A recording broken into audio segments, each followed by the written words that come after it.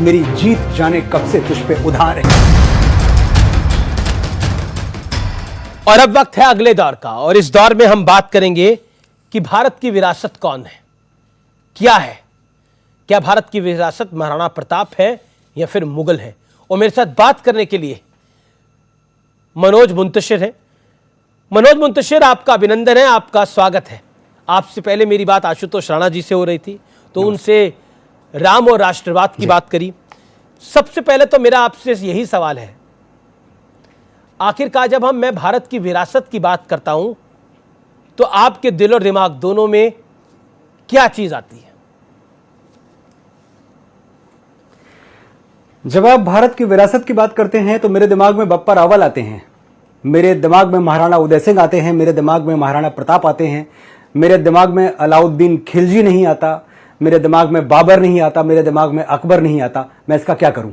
आपकी 2 फिल्में भी आई हैं जिसमें आपकी पंक्तियां बहुत शानदार है, चाहे वो भुज हो चाहे वो शेरशाह हो, बहुत शानदार काम आपने किया है हमेशा की तरह। Thank you. लेकिन उन सब पे भी हम बात करेंगे, लेकिन आज पहले महत्वपूर्ण यह है कि मनोज भाई, आजादी के इस मौके पर हमारे वीर सपूतों को याद करना बेहद बेहद जरूरी है।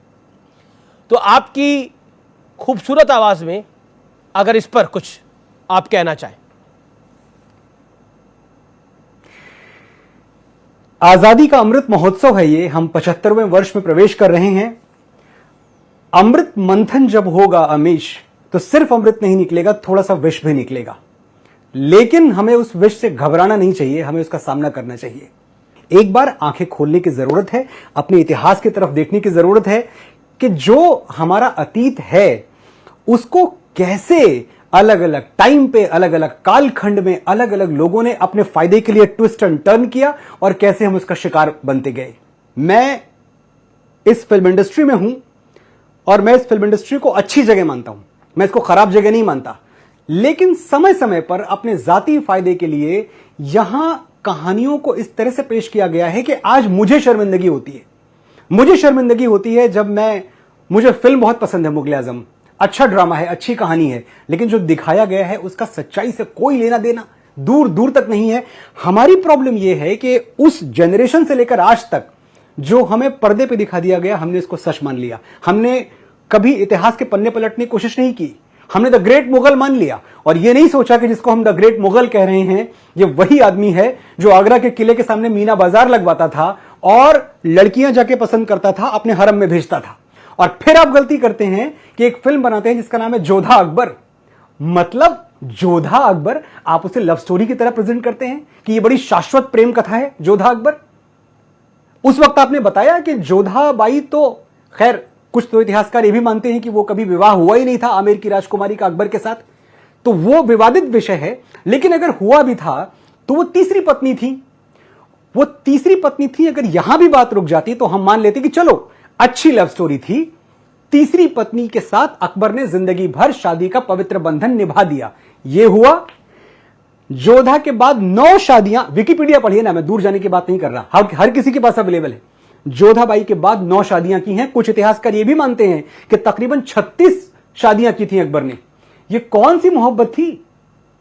यह कौन सी मोहब्बत थी जो कभी रुकी ही नहीं? यह कौन सी मोहब्बत थी कि 1562 में अकबर जोधाबाई से विवाह करते हैं और 21 जून 1576 को पूरा मालवा उजाड़ देते हैं, बाज बहादुर को मार देते हैं, रानी रूपमती खुदकुशी कर लेती हैं क्योंकि रानी रूपमती के रूप का वर्णन सुन के यह आदमी पागल हो गया था। ये कहीं किसी नुक्कड़ से, बाजार से गुजर रहे थे। अकबर के बारे में ये सुनते रहते हैं कि भेष बदल के घूमते रहते थे। भेष बदल के घूमते थे, क्यों घूमते थे? भेष बदल के प्रजा का हालचाल जानने के लिए घूमते थे। ये तो झूठा इतिहास है जो हमें पिलाया गया है। सच ये है कि भेष बदल के हंटिंग ग्राउंड में घूमते थे, वो शिकार करने के लिए घूमते थे कि किसका शिकार करें। और ऐसा ही एक दिन था, इतिहासकारों ने लिखा है, जब अकबर रात के वक्त भेष बदल के घूम रहे थे और एक जगह नुक्कड़ नाटक चल रहा था। तो उस नुक्कड़ नाटक में जो कलाकार था वो रानी रूपमती की सुंदरता का वर्णन कर रहा था कि कैसे दुनिया में रानी रूपमती से ज्यादा सुंदर कोई और नहीं है। अकबर उस समूह में जो वो नाटक देख रहा था वहां खड़े हो गए और सुनते रहे बहुत देर तक, और उनके दिमाग में इस तरह रानी की खूबसूरती का नशा छाया कि उन्होंने अगले दिन अपनी फौजों को, जो उनके सौतेले भाई थे, जो उनकी दाई के पेट से पैदा हुए थे, सौतेला तो नहीं पर भाई मानते थे उनको आदेश दिया कि तुम जाओ और रानी रूपमती को उठा के लाओ। रानी रूपमती को लाने की, वो सती थी, रानी रूपमती थी, बाज बहादुर बहुत बहादुर थे। इन लोगों ने सरेंडर नहीं किया और अकबरी फौजों ने पूरा मालवा तहस नहस कर दिया।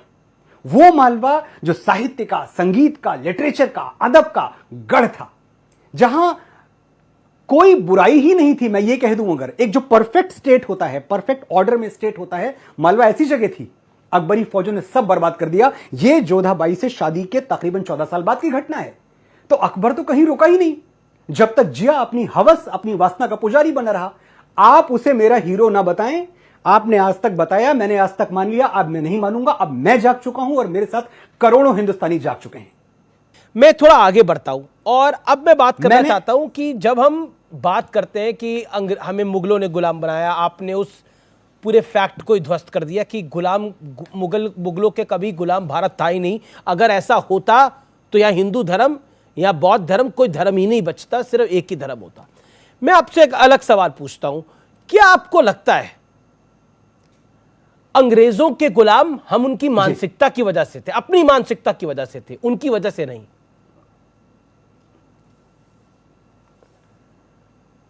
हां, बिल्कुल सही है, बिल्कुल सही है। देखिए, इस दुनिया में एक बात बहुत सच है, चाणक्य ने भी कहा था कि हर प्रजा को वैसा ही राजा मिलता है जैसा वो डिजर्व करती है। तो जो लोग हमें मिले, हम उनको डिजर्व करते थे, कोई अन्याय नहीं हुआ है हमारे साथ, हम ऐसे ही थे, हम इसी लायक थे कि हमें बहलाया जाए, फुसलाया जाए, हमारे ऊपर, हमारी साख पे, हमारी मर्यादा पे, हमारी लेगेसी पे घोड़े दौड़ा दिए लोगों ने हमारी आंखों के सामने और हम कुछ नहीं कर पाए।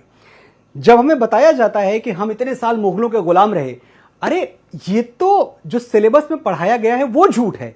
हमें कभी ये क्यों नहीं पढ़ाया गया कि हमीर सिंह ने, महाराजा हमीर सिंह ने मोहम्मद बिन तुगलक को 6 महीने बंदी बना के रखा? ये चैप्टर में कहां है? कौन सी टेक्स्ट बुक में ये पाठ है? हमें क्यों नहीं बताया गया कि महाराणा कुंभा ने खिलजी को महीनों कैद में रखा? हमें क्यों नहीं बताया गया कि महाराणा सांगा ने दिल्ली के सुल्तान इब्राहिम लोदी को खटोली के युद्ध में पराजित किया और बुरी तरह पराजित किया? हमें 7वीं सदी क्यों नहीं गिनवाई जाती, जब बप्पा रावल ने मोहम्मद बिन कासिम को ईरान तक दौड़ा दौड़ा के मारा था? ये सब हमें नहीं पढ़ाया जाता। हमें तो पढ़ाया जाता है कि भारत में मुगलों का रास्ता, जबकि उनकी सल्तनत तो भारत की सल्तनत नहीं थी, दिल्ली सल्तनत थी। यानी कुल मिलाकर दिल्ली के इर्द गिर्द राज करते थे भाई, महरौली से यमुना तक। ये जिस जमाने की आप बात कर रहे हैं, उस वक्त अगर आप महाराष्ट्र की तरफ देखें तो छत्रपति शिवाजी महाराज का डंका बज रहा था, उनकी तलवारों के आगे किसी की मजाल नहीं थी आके खड़ा हो जाए। अगर आप साउथ की तरफ जाएं तो वहां की एम्पायर जो थी, जो वहां के राजा थे, वो बड़े मजबूत थे। राजस्थान कभी ये पूरी तरह ले ही नहीं पाए, गुजरात की तरफ ये पहुंचे ही नहीं। हम कहां की बात कर रहे हैं? क्या मजाक है ये? कौन सी सल्तनत और कौन सा मुगल साम्राज्य?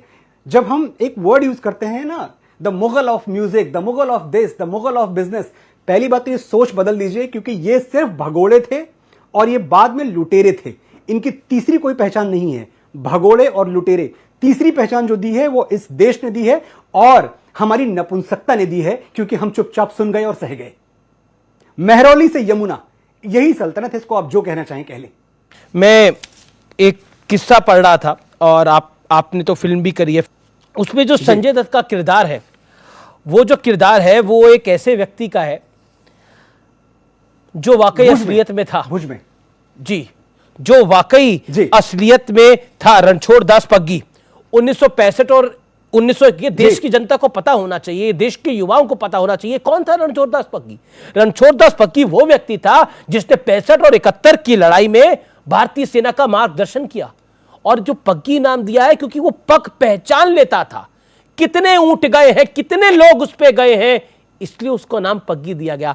और उसके नाम पर बीएसएफ की एक पोस्ट भी है आज की तारीख में। उसका देहांत 112 साल की उम्र में, 112 साल की उम्र में 2013 में हुआ है। तो हमारे देश में रणछोड़ दास पग्गी को भी कोई जानता नहीं है। हालांकि एक फिल्म बनी है, उसके जरिए हो सकता है बहुत लोग उसको जाने, अब आने वाले दिनों के अंदर उनके बारे में पढ़े। तो ऐसा नहीं है मनोज भाई कि उस समय ऐसा था, आज तक ऐसा ही है कि हमारे देश के अंदर रणछोड़ दास पग्गी को भी पहचान दिलाने के लिए एक फिल्म बनानी पड़ती है। मैं आपसे जानना चाहता हूं, क्योंकि आपके उसमें आपने एक सिपाही के बारे में लिखा है और बहुत ही खूबसूरत लिखा है। इतना खूबसूरत लिखा है कि जब मैंने वो पढ़ा तो मेरी आंखों में खुद आंसू आ गए। जब मैंने वो सुना तो वाकई मन में ज्वाला सी कूद उठी। आजादी के इस जश्न में जरूर सुनाइए। मैं जरूर सुनाऊंगा, और उसके पहले मैं आपकी इस बात पे भी तस्दीक की मुहर लगा दूं कि ये सच है कि हम अपने झूठे हीरोज से हमें कभी वक्त ही नहीं मिला कि हम सच्चे और असली हीरोज की तरफ जाएं। हमारे पास कहां टाइम था कि हम रणछोड़ दास पग्गी की तरफ देखें। क्यों? पग्गी हिंदुस्तान आए, उन्होंने रॉ ज्वाइन किया, लेकिन हमने कभी ये जानने की कोशिश की कि ये कितना बड़ा हीरोइक आदमी था कि सरहद पे, ये पाकिस्तान में रहा करते थे पहले पग्गी, इनका जो गांव था वो हिंदुस्तान पाकिस्तान बॉर्डर पे था जी। और जो पाकिस्तानी सिपाही थे, जो पाकिस्तानी फौजी थे, वो पग्गी, रणछोड़ दास पग्गी के गांव में आके जानवर ले जाते थे। भाई आज दावत है फौजी साहब की, तो सारे जानवर, गाय ले गए, बकरियां ले गए, जो मिला सब ले गए, क्योंकि वो काट के खाना है। जब ये रणछोड़ दास पग्गी ने इस पे एतराज किया तो ये फौजी आके पग्गी से कहते हैं कि तुम्हें भी देना पड़ेगा, ये फौज का हुक्म है पाकिस्तानी फौज का कि तुम्हें जानवर देने पड़ेंगे। पग्गी ने कहा हमने देवी मां की सौगंध ली है कि हम मासूम जानवरों की बलि नहीं देंगे। इस बात पे बात बढ़ती है और वहीं अनेकों पाकिस्तानी फौजियों को अपने फरसे से परशुराम की तरह पग्गी काट के फेंक देते हैं। तब उनको पाकिस्तान छोड़ना पड़ा। हमें यह कहानी नहीं पता है कि एक आदमी अपनी कौल का, अपनी कसम का, अपने वचन का, अपने धर्म का इतना पक्का था कि मैं जानवरों की बलि नहीं दूंगा, उसके बदले मुझे कुछ भी करना पड़े। हमने नहीं, पग्गी के बारे में कभी नहीं जाना। हमने रणछोड़ दास के बारे में ये जो एक उनका स्ट्रैटेजिक आर्ट था कि रेत पर पड़े हुए पैरों के निशान देख के वो ये तो जान ही लेते थे कि यहां से कितनी फौजें गई हैं, कितने ऊंट निकले हैं, लेकिन वो ये भी जान लेते थे कि ये जो ऊंट गुजरे हैं ये हिंदुस्तानी हैं कि पाकिस्तानी हैं, ये जो फौजें यहां से गुजरी हैं वो हिंदुस्तानी हैं कि पाकिस्तानी हैं, इतना तक पहचान लेते थे। ये उनका स्ट्रैटेजिक इंटेलिजेंस था।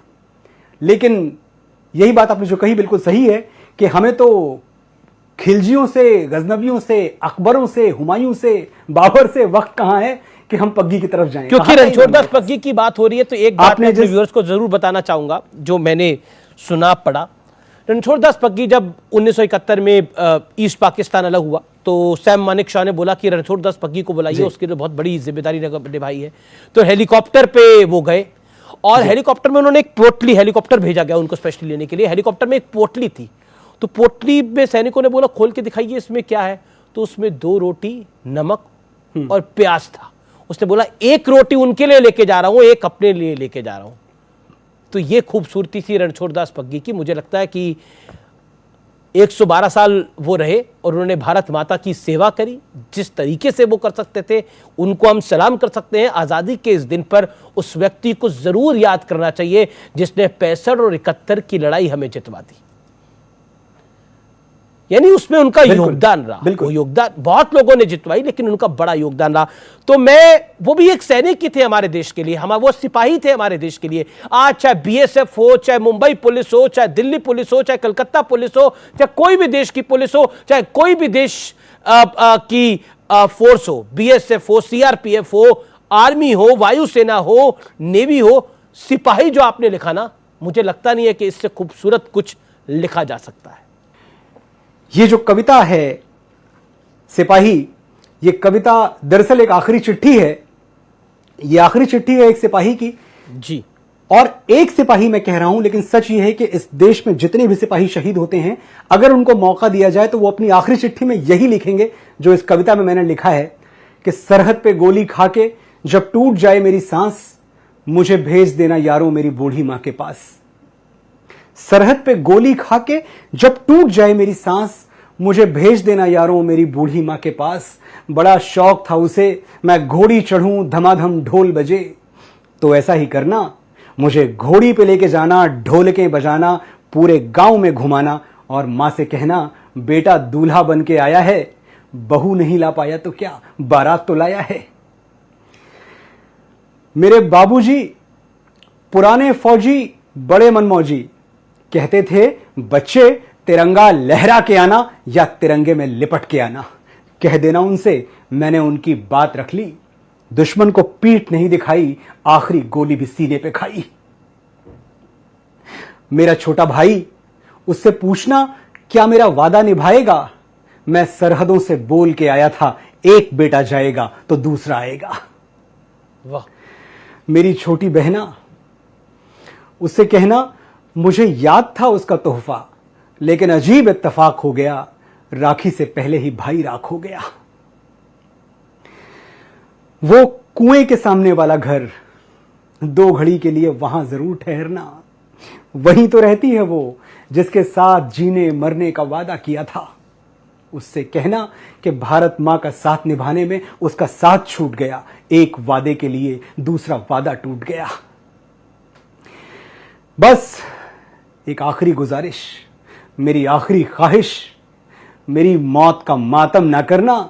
मैंने खुद ये शहादत चाही है, मैं जीता हूं मरने के लिए, मेरा नाम सिपाही है। ये जो बोल हैं वो इतने खूबसूरत हैं, इतने खूबसूरत हैं, शायद आंखें नम हो जाए। स्टूडियो में मैं हूं तो मेरे कैमरामैन की भी आंखें नम है और स्टूडियो के उस पार दर्शकों की भी आंखें नम होंगी। आपने जो तेरी मिट्टी गाया, जो तेरी मिट्टी के बोल लिखे, मुझे लगता है कि वो भी एक सिपाही की कहानी है। चाहे वो अभी आपने शेरशाह में जो आपने शब्दों को लिखा या फिर भुज में आपने एक गाना लिखा, मुझे लगता है कि वो सब कहानियां हैं। अगर आज इस आज़ादी के मौके पर आप गुनगुना दें अपने तरीके से। मैं तेरी मिट्टी के कुछ बोल अपने देशवासियों को नजर करना चाहता हूं, उनको भेंट स्वरूप देना चाहता हूं। ऐ मेरी जमी अफसोस नहीं जो तेरे लिए 100 दर्द सहे, महफूज रहे तेरी आन सदा, चाहे जान मेरी ये रहे न रहे। ऐ मेरी जमी महबूब मेरी नस नस में तेरा इश्क बहे, फीका न पड़े कभी रंग तेरा, जिस्मों से निकल के खून कहे। तेरी मिट्टी में मिल जावां, गुल बन के मैं खिल जावां, इतनी सी है दिल की आरज़ू, तेरी नदियों में बह जावां, तेरे खेतों में लहरावां, इतनी सी है दिल की आरज़ू। कि सरसों से भरे खलिहान मेरे, जहां झूम के भंगड़ा पा न सका, आबाद रहे वो गांव मेरा, जहां लौट के वापस जा न सका।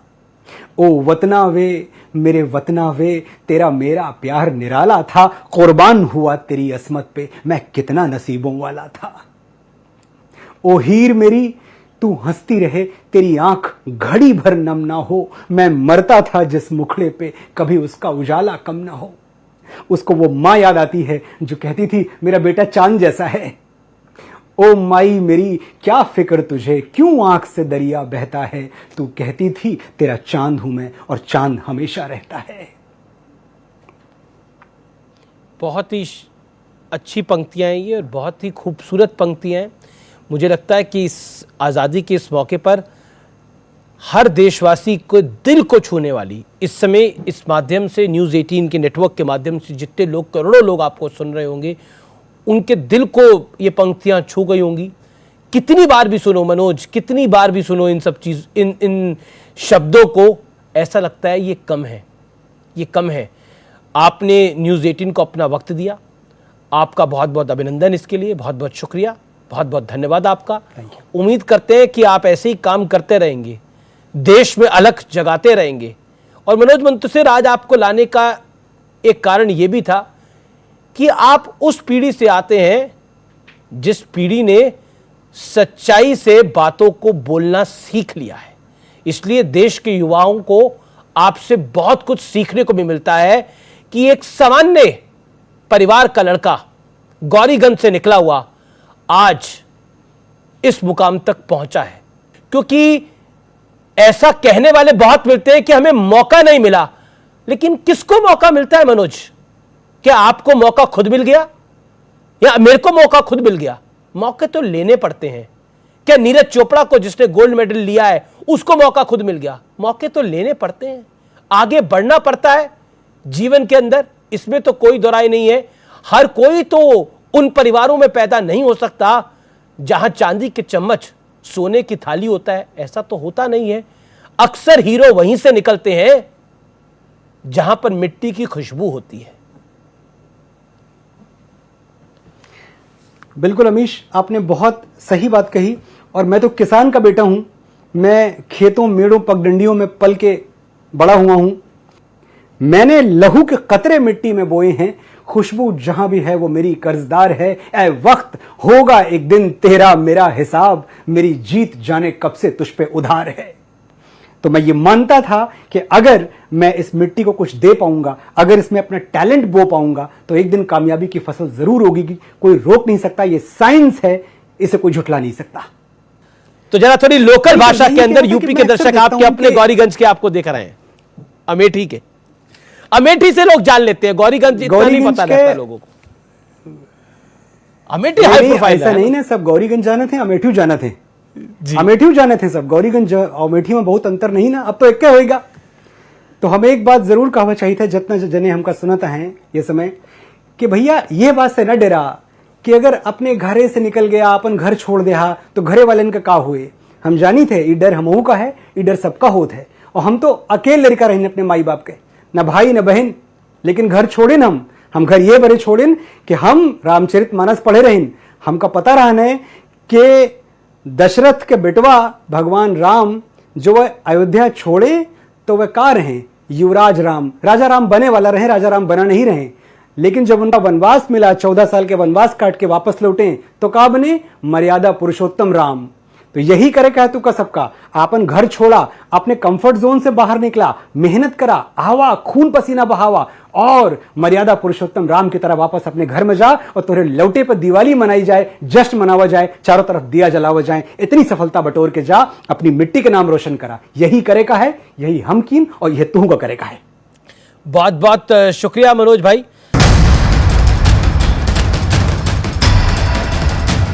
और अब इस दौर में हम बात करेंगे सावरकर की, यानी वीर सावरकर की। और इस सेगमेंट का नाम है सावरकर का संपूर्ण सत्य। और मेरे साथ बात करने के लिए इससे बेहतर शख्सियत नहीं हो सकते। मेरे साथ विक्रम संपत है, जिन्होंने वीर सावरकर पे किताब लिखी है। विक्रम जी, आपका अभिनंदन है। आजादी के 75 वर्ष बाद भी वीर सावरकर को यह साबित करना पड़ता है हमारे देश के अंदर कि वो सच में वीर थे, उन्होंने सच में देश के लिए कुछ किया था। ऐसा क्यों? इसको मैं मानता हूं कि आजकल की जो कंटेम्प्ररी पॉलिटिक्स है, अब की राजनीति के रोटी सेंकने के लिए लोग करते हैं, जो सबसे अहम सवाल उन पे उठता है वो यही है कि उन्होंने तो माफ़ीनामे लिखे थे वगैरह। ये बिल्कुल गलत धारणा है कि उन्होंने अंग्रेज़ों से माफ़ी मांग के रिहाई ली थी काला पानी से। एक तो हमें याद रखना चाहिए कि उनकी क्रांतिकारी गतिविधियों के लिए सावरकर जी को 50 साल की उम्र कैद हुई थी, और वो भी काला पानी, अंडमान निकोबार के आइलैंड्स के काला पानी की जेल में, सेलुलर जेल में। और वहाँ उनको बहुत सारी यातनाएं सहनी पड़ी, लगभग 11 साल के लिए। और उस वक्त की ब्रिटिश सरकार कई राजबंदियों को एक जनरल एमनेस्टी के तहत उनको रिहा कर रही थी। तो और इन सारे राजबंदियों को याचिकाएं डालनी पड़ती थी। मैं इसको माफ़ीनामा नहीं बोलता हूं, मैं इसको याचिका बोलता हूं। जो सारे राजबंदी याचिकाएं डालते थे और उसको देख के सरकार उनको रिहा कर देती थी। पर सावरकर जी खुद अपने लिए नहीं बल्कि बाकी जो राजबंदी थे उनके भी एक प्रवक्ता के रूप में ये याचिकाएं डालते थे। फॉर एग्जांपल 1917 में उनकी एक याचिका है जिनमें वो लिखते हैं कि अगर मेरा नाम जुड़ने से बाकी सारे लोगों की रिहाई में अगर कोई अड़चन आ रही है तो मेरा नाम आप हटा दीजिए और बाकियों को छोड़ दीजिए, और उससे मुझे उतनी ही खुशी होगी जिससे मेरी खुद की रिहाई से होगी। तो इससे भी ये साफ जाहिर होता है कि वो बाकियों के एक प्रवक्ता के रूप में वहां बात कर रहे थे। विक्रम, ऐसा क्या हुआ कि इंदिरा गांधी, पूर्व प्रधानमंत्री इंदिरा गांधी वीर सावरकर का लोहा मानती थी, लेकिन उस दशक के बाद जी हमने ऐसी स्थिति नहीं देखी, भारतीय राजनीति में वीर सावरकर को अनटचेबल कर दिया गया। ऐसा क्यों हुआ? इंदिरा गांधी ने, जैसे आपने सही कहा, 1966 में जब इनकी मौत हुई तो उन्होंने भूरी भूरी प्रशंसा की थी इनकी, और इनके ऑनर में एक डाक का टिकट भी जारी किया था, उन पे एक फिल्म बनी थी, उनके स्मारक के लिए निधि दी गई थी। तो आज के कांग्रेस के नेता हमें बताएं कि क्या उनकी जो शीर्षस्थ नेता थी इंदिरा गांधी जी, वो खुद एक ब्रिटिश के पिट्ठू हों, जो कायर हों, जो गांधी हत्यारे हों, ऐसे एक आदमी की प्रशंसा में ऐसी बातें कर रही थी? और अगर कर रही थी तो क्यों कर रही थी? एक अपनी किताब में जो लिखा आपने, 1984 में जो सिख विरोधी दंगे हुए, आपका दावा है, उससे पहले 1948 में ऐसे ही प्रायोजित दंगे हुए थे। जिसके बारे में देश को जी। ज्यादा नहीं पता है, ये जी। पूरा मामला क्या है? 1984 बिल्कुल, सिख दंगे ये हुए, हम एक सबको पता है। रहस्य है। 1948 में क्या हुआ था? जी, ये एक रहस्य है जिसको बहुत ही अच्छे तरह से देश से छुपा दिया गया है कि 1948 में गांधी जी की हत्या के बाद, क्योंकि आरोपी जो थे नथुराम गोडसे और नारायण आप्टे, ये मराठी ब्राह्मण थे, तो जिस तरह सिखों को उनके समुदाय को उस प्रतिशोध की ज्वाला उनको देखनी पड़ी थी, उसी तरह इंदिरा जो गांधी की मराठी हत्या के ब्राह्मण थे महाराष्ट्र में, उनका गांधी की हत्या के बाद मराठी ब्राह्मणों को उनको प्रतिशोध लेने के लिए कांग्रेस के लोगों ने, बहुत शीर्षस्थ कांग्रेस के लोगों ने नरसंहार आयोजित किया था पूरे महाराष्ट्र में। और ये 1950 के दशक में एक इतिहासकार थी मॉरिन पैटरसन, वो आके भारत में इस पे संशोधन कर रही थी और वो बताती हैं, और उनका बहुत मैंने सोर्सेस कोट किए हैं अपने किताब में, कि किस तरह तत्कालीन महाराष्ट्र सरकार ने उनको दस्तावेज भी नहीं दिखाए, क्योंकि दस्तावेज बहुत कम थे भी, एफआईआर दर्ज नहीं हुए, केस रजिस्टर नहीं हुए, हजारों की तादाद में ब्राह्मणों को चुन चुन के मारा गया था। पहले जो चित्पावन ब्राह्मण थे जो उनके समुदाय के थे उनको मारा गया, फिर देशस्थ ब्राह्मणों को भी पकड़ पकड़ के मारा गया, उनके जो जमीनें थी वो जब्त की गई और वे गांव से उनको भाग खड़ा होना पड़ा, जैसे कश्मीरी पंडितों के साथ हुआ था। बहुत बहुत शुक्रिया आपका, बहुत बहुत अभिनंदन आपका। तो आज हमारा एक प्रयास था 3 ऐसे व्यक्तियों को बुलाकर आपके समक्ष कुछ ऐसी बातों को रखना जो मुझे लगता है आजादी के 75वें वर्ष में बहुत आवश्यक है। यह प्रयास आपको कैसा लगा, इस पर आप अपनी राय दे सकते हैं सोशल मीडिया के माध्यम से, फेसबुक, इंस्टाग्राम, ट्विटर और कू ऐप के माध्यम से। मुझे इंतजार रहेगा, लेकिन आजादी का जश्न जरूर मनाइए, अपने परिवार के साथ मनाइए, अपने मित्रों के साथ मनाइए, जैसे आप किसी भी त्योहार को मनाते हैं। अपने बच्चों के साथ तो जरूर मनाइए। इससे राष्ट्रवाद की भावना, देश के प्रति समर्पित होने की भावना जरूर प्रकट होती है। हम अक्सर कहते हैं कि ओलंपिक्स में हमारे मेडल कम आते हैं, लेकिन देश के प्रति भावना बड़ी आवश्यक है, और वो भावना तभी आती है जब आप बचपन से सिखाते हैं। इस आजादी के दिन मैं आपसे यही अनुरोध करता हूं कि इस जश्न को जश्न की तरह जरूर बनाएं। अपना ख्याल रखें, अपने परिवार का ख्याल रखें।